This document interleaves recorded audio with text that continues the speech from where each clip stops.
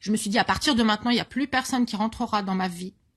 Il n'y a plus personne qui viendra se connecter à moi s'il ne voit pas ma valeur, s'il n'apprécie pas vraiment qui je suis, pour qui je suis. Je ne laisserai plus jamais rentrer dans ma vie quelqu'un qui voit pas la valeur de qui je suis et qui ne l'apprécie pas à sa juste valeur, justement. Donc, je suis devenue exigeante.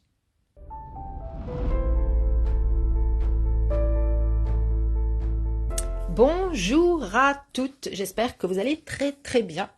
Changement de perspective, changement d'endroit, même si en fait jusque-là, j'évite de venir dans cette pièce tout simplement parce qu'elle n'est pas finie, on est en travaux toujours, donc c'est une vieille dame cette maison, une vieille dame du XVIe siècle avec des parties du XVe aussi, donc il y a du travail qui est passionnant, absolument passionnant, et je vous le partagerai prochainement d'ailleurs, je vous partagerai là où on en est, parce qu'il y a pas mal de choses qui se passent actuellement aussi dans cette maison que j'adore. Et qui fait partie de mon histoire, en fait, finalement, parce que cette maison, c'est une maison que j'ai achetée, et la première maison que j'ai achetée par vrai choix. J'ai choisi toute seule. Je venais de quitter ma région, mon travail, de divorcer. J'ai quitté mon ancienne maison. Et je me suis installée à 800 km de là, et donc ici dans le sud-ouest, et j'ai choisi toute ma nouvelle vie à partir de là. Donc pour les personnes qui me connaissent pas, je voudrais quand même me présenter. Je m'appelle Stéphanie Denuvlar, j'aide les femmes à prendre vraiment leur place personnelle, que ce soit dans leur vie, dans tous les domaines, mais spécialement dans les relations amoureuses, puisque souvent, quand on a eu un passé qui ressemble au mien, eh bien, je ne savais pas qui j'étais vraiment. Finalement, je m'en suis rendu compte, malheureusement, après mon divorce, je ne savais pas qui j'étais. C'est pour ça aussi que j'ai eu besoin de cette page blanche. J'ai eu besoin d'assainir mes relations et de repartir à zéro pour savoir d'abord comment me positionner, parce que notre réalité part de qui on croit qu'on est. Notre réalité se manifeste par rapport à nos croyances, par rapport à ce qu'on croit possible pour soi aussi. Et en fait, j'avais fait table rase de tout il y a une dizaine d'années, en fait, pour me découvrir, pour me trouver, et pour vraiment tout reprendre à zéro.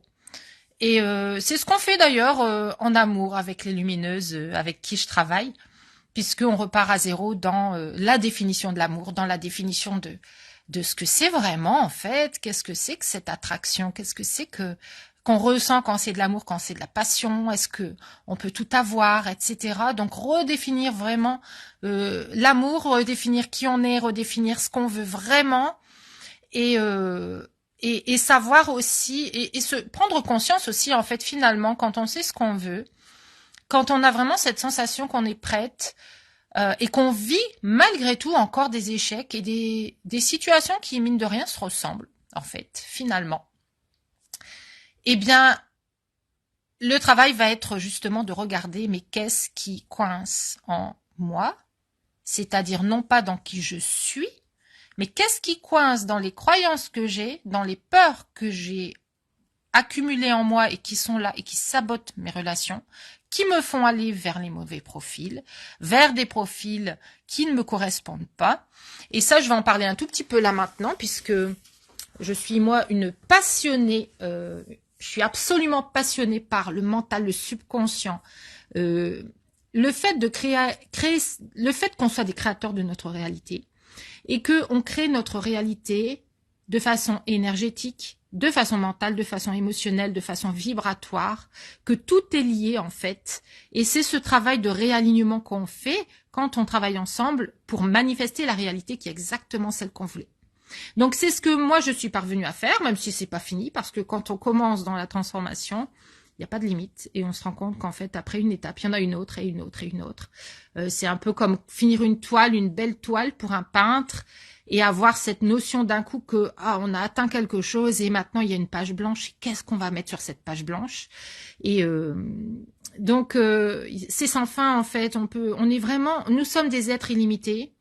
On a été limités dans nos croyances, dans nos perceptions de ce qu'est la vie, puisqu'on a été formaté dès notre naissance, hein, à tout ce qui est la société, aux messages qu'on entend. Et actuellement, ils sont pas très très prometteurs et très, ils n'enjolivent pas notre réalité. Mais les personnes qui avancent, les personnes qui créent la vie dont elles rêvent vraiment, malgré toutes les circonstances extérieures, sont celles justement qui savent s'extraire de ce qu'elles voient. Qui savent s'extraire de ce qu'elles voient, qui savent s'extraire des preuves qu'elles ont que le monde ou que leur monde personnel est comme ci ou comme ça, et qui prennent la décision de choisir qu'à partir de maintenant, ce sera de cette façon-ci. Et je vais vous expliquer un petit peu plus précisément. Tout ce que vous manifestez, c'est la résultante de vos croyances limitantes, de vos croyances expansives, des peurs que vous avez. Ça peut être, si on parle d'amour, les peurs d'être encore blessé. Ça peut être aussi les peurs de réussir en amour, la peur de réussir, la peur qu'un homme se rapproche. Il y a plein de peurs. La peur d'être découverte telle qu'on est.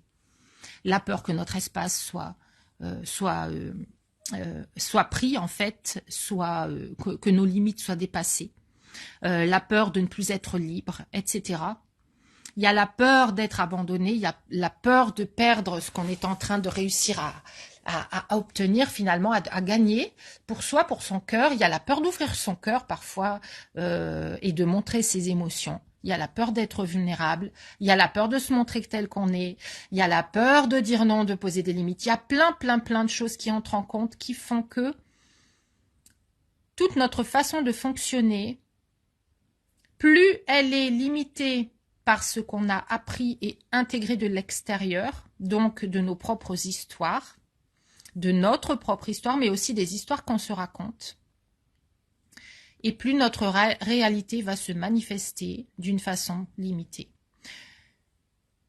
L'univers ne fait que vous envoyer des preuves de ce que vous croyez déjà vrai. Donc, si vous souhaitez manifester l'amour, mais qu'au fond de vous, en fait, vous avez cette histoire que vous vous racontez inconsciemment, que l'amour n'est pas disponible pour vous de toute façon. Il n'est pas là pour vous. C'est comme ça. Eh bien, c'est ce que l'univers vous envoie comme preuve.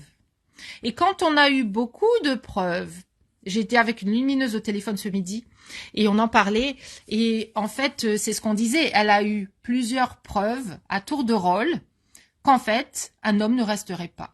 Et qu'un homme, s'il n'était pas là avec elle, là maintenant, c'est qu'il était peut-être quelque part en train de trouver une autre femme, en train de passer du temps avec une autre femme, en train de la tromper ou juste en train de la quitter.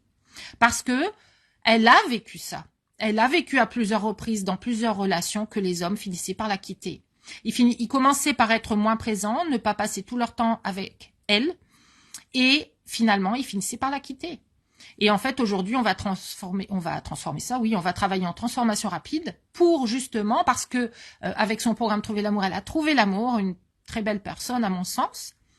Mais au bout maintenant de quelques mois, elle se rend compte que ces peurs d'être justement abandonnée sont en train d'émerger, ils sont en train de saboter cette relation qui a vraiment bien démarré et qui est déjà en cours depuis 7 mois. Donc, il y a vraiment quelque chose à faire là pour ne pas que la vapeur se renverse encore et qu'elle attire encore une fois ce à quoi elle croit. C'est-à-dire, s'il a des activités pour lui-même, s'il va à l'extérieur et qu'il voit des gens, elle dit, je sais dans mon mental qu'en fait, il va pas le faire, mais il y a quelque chose de plus fort que moi qui fait que je réagis, que je n'arrive pas à être à l'aise et qu'en fait, au bout d'un moment, lui-même n'ose même plus sortir, en fait. Il s'empêche pour moi. Et en fait, c'est super malsain pour un couple de vivre dans l'obligation d'être là pour l'autre et de s'oublier pour l'autre. Et donc, c'est ce que je lui disais tout à l'heure. Je lui disais, en fait, par peur qu'il vous abandonne, vous l'obligez inconsciemment, puisque c'est pas ce qu'elle lui dit, hein, mais c'est ce que son énergie lui dit. Vous l'obligez à s'abandonner lui-même. C'est en gros, tu as le choix entre être là pour toi ou là pour moi. Donc, évidemment qu'on peut tout avoir. Évidemment que les croyances se changent et heureusement, et c'est ce qu'on fait ensemble et en fait on peut le faire dans tellement de domaines. Si vous travaillez en ligne, si vous travaillez avec de la clientèle, eh bien si vous savez que votre message est puissant, vous savez que ce que vous faites c'est vraiment puissant pour les personnes que vous accompagnez et que vous n'attirez pas de personnes que vous pouvez accompagner, est-ce que dans vos croyances, il n'y a pas, je suis pas à la hauteur, j'ai peur que les résultats ne soient pas là, j'ai peur d'être jugée, j'ai peur de me montrer, j'ai peur de passer mon message pour X raisons, qui ne sont pas les bonnes raisons, parce que dès lors que vous savez qui vous êtes, dès lors que vous savez quelle est la place que vous voulez prendre, et que donc vous pouvez prendre, quand vous savez que c'est possible pour vous, et quand vous mettez en place des actions qui ne sont pas liées à une réaction pour obtenir un résultat, que ce soit dans tous les domaines, et y compris en amour et surtout en amour. Mais quand vous ne faites pas les choses pour obtenir un résultat, mais que vous faites les choses parce que c'est vous, parce que ça émane de votre authenticité, parce que vous croyez dur comme fer, que vous avez toute la valeur, que vous croyez dur comme fer, que l'amour est là pour vous, il sera là pour vous et que ce sera ça ou rien, quand vous transformez ces croyances, quand vous transformez vos perspectives même de qui vous êtes et de ce à quoi vous avez droit et de ce qui est disponible pour vous, en bref, quand vous changez les histoires que vous vous racontez, eh bien, vous changez votre réalité. Mais ça ne peut arriver qu'à partir du moment où vous choisissez. Parce que combien de fois on répond à notre réalité? Il y a un homme qui apparaît dans votre vie, vous répondez à cette apparition en faisant tout pour que ça fonctionne. Il y a un homme qui vous laisse, qui s'intéresse moins à vous, vous répondez à cette réalité en réagissant. Alors que c'est pas ce qu'il faut faire. Ce que vous devez faire à partir de maintenant, ce n'est plus réagir à ce qui s'est passé pour vous avant ou à ce qui se passe pour vous aujourd'hui. C'est commencer à choisir. Quelle histoire vous voulez vous raconter? Quelle histoire vous allez choisir maintenant de vous raconter? D'ailleurs, on va en parler de ça samedi dans Soyez la reine. Vous pouvez encore vous inscrire jusqu'à demain si vous le souhaitez. Vous devez choisir quelle est la réalité que vous voulez vivre et non plus rebondir sur la réalité que vous avez vécue en essayant de ne pas la reproduire. Vous devez retourner à cette fameuse page blanche. Qu'est-ce que je veux? Et vous devez exiger que cette réalité soit désormais la vôtre dans le futur. Alors quand j'emploie le terme exiger, ça doit faire bondir des personnes. On peut pas exiger en amour, on peut pas parler comme ça, on ne peut pas. Ce n'est pas d'une personne spécifique que vous devez exiger quoi que ce soit. Chacun a son libre arbitre. Comme ça, cette belle lumineuse que j'ai eue tout à l'heure au téléphone, qui est une femme absolument adorable, intelligente, elle a tout ce qu'il faut. Elle a juste ses peurs de la petite enfance qui remonte à la surface, donc on va les nettoyer là prochainement. C'est en cours. Eh bien, vous devez en fait enlever ce qui vous empêche de croire à cette nouvelle histoire. Vous devez, en fait, non pas exiger d'une personne qu'elle agisse comme vous le voulez, vous devez pour vous-même revenir à vous-même en tant qu'être humain, à votre cœur, et exiger vis-à-vis de vous-même de ne plus jamais laisser autre chose que votre vrai désir arriver et entrer dans votre vie. Vous devez exiger de votre propre histoire que soit laissée dehors toute croyance qui limite ce que vous voulez vraiment voir arriver dans votre vie. Dites-moi si je suis claire, n'hésitez pas en commentaire à rebondir et à me poser vos questions ou à me dire tout simplement si ça vous parle. Est-ce que ça vous parle? Vous devez devenir exigeante en fait dans vos attentes personnelles par rapport à votre vie amoureuse en général. À partir du moment où personnellement, je me suis dit à partir de maintenant, il n'y a plus personne qui rentrera dans ma vie. Il n'y a plus personne qui viendra se connecter à moi s'il ne voit pas ma valeur, s'il n'apprécie pas vraiment qui je suis pour qui je suis. Je ne laisserai plus jamais rentrer dans ma vie quelqu'un qui voit pas la valeur de qui je suis et qui ne l'apprécie pas à sa juste valeur justement. Donc je suis devenue exigeante. Quand j'ai fait ça, je n'ai pas manqué de respect à quelqu'un, mais j'ai commencé à me respecter moi-même. j'ai commencé à me raconter une nouvelle histoire, qu'à partir de maintenant, les hommes, là c'était pour le coup les hommes, mais ça a été dans tous les domaines. C'est pareil en termes de clientèle, c'est pareil en termes de qui j'attire parmi de nouveaux amis, hein, en termes d'amitié. Je me respecte assez pour ne plus laisser entrer quelqu'un qui ne correspond pas à mes valeurs. À partir de maintenant, j'exige que les personnes qui rentrent dans ma vie sont des personnes avec lesquelles je me sens entendue, respectée, qui apprécient qui je suis, qui apprécient ce que j'ai à donner, et avec qui je me sens m'expanser. Même si je peux me sentir challengée par des amis qui me remettent en question, je peux me sentir challengée si Michael fait quelque chose et que j'ai pas l'habitude ou que justement ça fait vibrer une corde sensible qui a à voir avec mes propres peurs, peut-être que j'ai encore un peu à l'intérieur de moi, dans certains domaines. Même si maintenant, au niveau de mon couple, c'est très fluide en fait. Mais comme je le disais justement à cette personne tout à l'heure, il y a eu des moments où en début de relation, en fait, c'est ça la différence aussi qu'il faut faire. Parfois, c'est quand on se sent challengé dans une relation. Est-ce que c'est parce que cette personne ne nous correspond pas et donc on sent qu'en fait ça réveille un truc mais qui a plus à voir avec une contraction à l'intérieur de soi, le fait qu'on sent vraiment que c'est pas fait pour nous, que ça nous tire vers le bas ou que ça nous contient. Ça nous empêche de grandir et d'évoluer, ça nous retient, ça nous contrôle. Ou est-ce que je me sens challengée parce que j'ai quelque chose à faire grandir en moi, j'ai une peur à dépasser, qui n'a rien à voir avec le fait que cette personne soit bonne ou pas pour moi. Justement, elle est très très bonne pour moi et c'est ce qui va me permettre, parce que notre connexion est excellente, de moi remettre en question, tiens, qu'est-ce que ça vient faire dans mes tripes à moi? Qu'est-ce que ça vient faire jouer en moi que j'ai encore besoin de guérir, que j'ai encore besoin de regarder tout simplement et de transformer? Je vais vous donner un exemple. Il est arrivé au début que Michael, justement, ça va faire un parallèle avec ma cliente, que Michael, en fait, à un moment donné, s'en aille pour avoir une activité, faire une activité avec ses copains et qu'il adore.